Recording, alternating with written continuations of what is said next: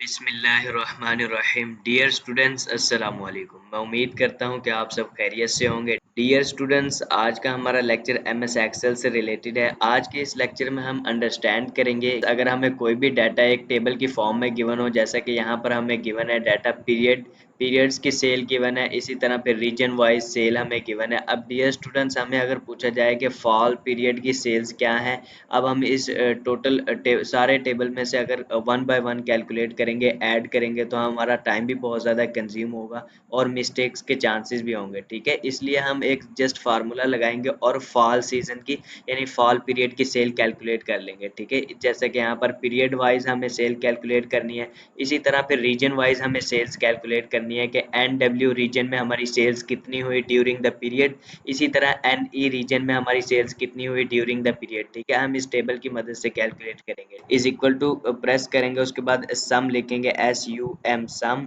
If.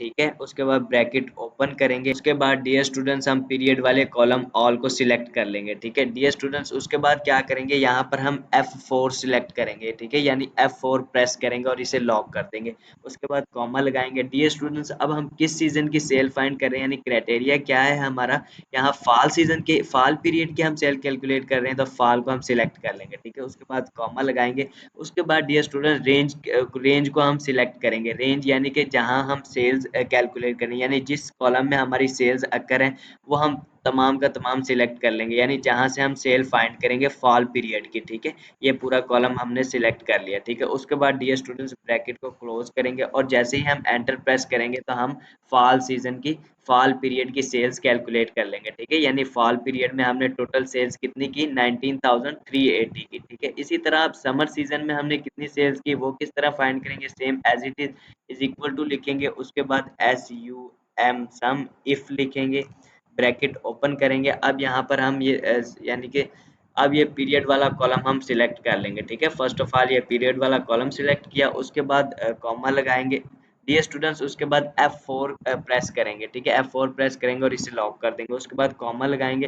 फिर dear students, अब हमें समर सीजन की सेल्स देखनी है, तो समर वाले मैट्रिक को हम सिलेक्ट कर लेंगे। ठीक है, उसके बाद कॉमा लगाएंगे और कहाँ पर देखनी है हमें, किस कॉलम में सेल्स अकर है, यानी वैल्यू सेल्स की किस कॉलम्स में है, वो सारा का सारा हम सिलेक्ट कर लेंगे। ठीक है, ये हमने सारा सिलेक्ट कर लिया। उसके बाद ब्रैकेट को क्लोज करेंगे और जैसे ही हम एंटर प्रेस करेंगे तो हमारे पास समर सीजन की सेल आ जाएंगी, यानी समर पीरियड की सेल्स आ गई। ठीक है डियर स्टूडेंट्स, उसके बाद अब रीजन वाइज हम सेल्स को देखना चाहते हैं, तो सेम एज इट इज यानी वही हम मेथड यूज करेंगे, यानी वही प्रोसीजर यहाँ पर अप्लाई करेंगे और हम रीजन वाइज सेल्स को कैलकुलेट कर लेंगे। ठीक है, यानी कि फर्स्ट हम इक्वल का साइन लगाएंगे और SUM सम इफ लिखेंगे, उसके बाद ब्रैकेट ओपन करेंगे। डियर स्टूडेंट्स, यहाँ पर अब हम रेंज कौन सी सिलेक्ट करेंगे, यानी कौन सी रेंज वाला कॉलम सिलेक्ट करेंगे, हम यहाँ पर रीजन वाला, क्योंकि अब हम रीजन वाइज सेल्स को देखना चाहते हैं, तो रीजन वाले पूरे कॉलम को हम सिलेक्ट कर लेंगे। ठीक है, ये हमने पूरा कॉलम रीजन वाला सिलेक्ट कर लिया। उसके बाद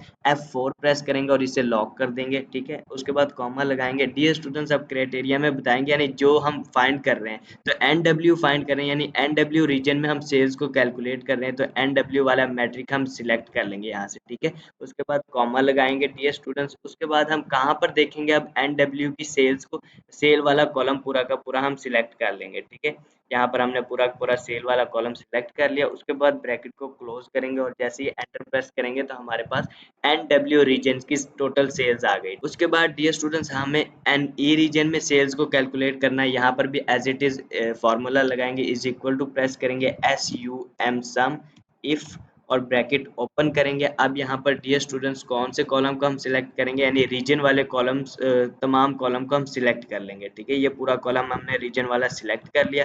उसके बाद F4 प्रेस करेंगे और इसे लॉक कर देंगे, उसके बाद कॉमा लगाएंगे और डियर स्टूडेंट्स क्राइटेरिया में बताएंगे, यानी NE की अब हम सेल्स कैलकुलेट कर रहे हैं, तो NE वाले मैट्रिक को हम सिलेक्ट कर लेंगे। ठीक है, NE वाला मैट्रिक ये रहा, इसे हम सिलेक्ट कर लेते हैं। उसके बाद कॉमा लगाएंगे। NE रीजन की सेल्स हम कहाँ से कैलकुलेट करेंगे, यानी सेल वाले कॉलम में से, तो सेल वाले पूरे के पूरे कॉलम्स को हम सिलेक्ट कर लेंगे यहाँ पे, ठीक है। उसके बाद डियर स्टूडेंट्स ब्रैकेट को क्लोज करेंगे और जैसे ही एंटर प्रेस करेंगे तो हमारे पास एनई की सेल्स टोटल आ गई, ठीक है। इसी तरह हम एसडब्ल्यू की सेल्स कैलकुलेट करेंगे। डियर स्टूडेंट्स अब इन दोनों टेबल्स का हम टोटल कैलकुलेट करके चेक करते हैं। टोटल हमारे पास डियर स्टूडेंट्स सेम ही आएगा।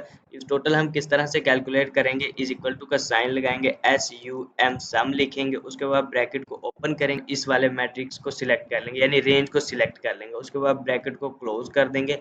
तो हम उसके बाद एंटर करेंगे तो हमारे पास टोटल आ जाएगा, ठीक है। अब डियर स्टूडेंट्स इसका टोटल भी हमारा इक्वल ही आना चाहिए क्योंकि अरेंजमेंट हमारी चेंज हुई है लेकिन सम तो हमारा वही है ना। यहाँ पर भी हम सम करके देखते हैं, इज इक्वल टू का साइन लगाते हैं, एस यू एम सम लिखते हैं, उसके बाद ब्रैकेट को ओपन कर तमाम मैट्रिक्स को हमने सिलेक्ट कर लिया, उसके बाद ब्रैकेट को क्लोज करेंगे और यहाँ पर एंटर प्रेस करेंगे। इन दोनों टेबल्स को एक ही टेबल से जनरेट किया है तो हमारा दोनों टेबल्स का टोटल सेम आना चाहिए, ठीक है। जैसा कि यहाँ पर दोनों टेबल्स का टोटल हमारा सेम आया है यानी 92,735 92,735, ठीक है।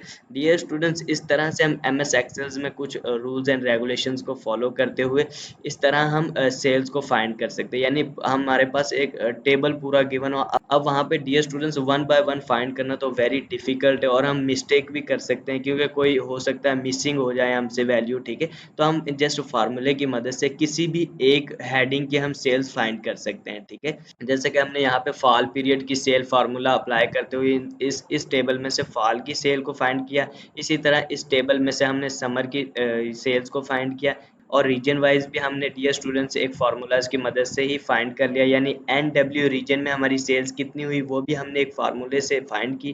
डियर स्टूडेंट्स अगर आज के इस लेक्चर से रिलेटेड आपके माइंड में कोई भी क्वेश्चंस हो तो आप कमेंट्स के थ्रू हमसे पूछ सकते हैं। डियर स्टूडेंट्स अगर आज की ये वीडियो आपको पसंद आई हो तो लाइक कीजिएगा, शेयर कीजिएगा और सब्सक्राइब कीजिएगा। डियर स्टूडेंट्स हमें नेक्स्ट वीडियो तक इजाज़त दीजिए, अपना बहुत सारा ख्याल रखिएगा। Thank you so much.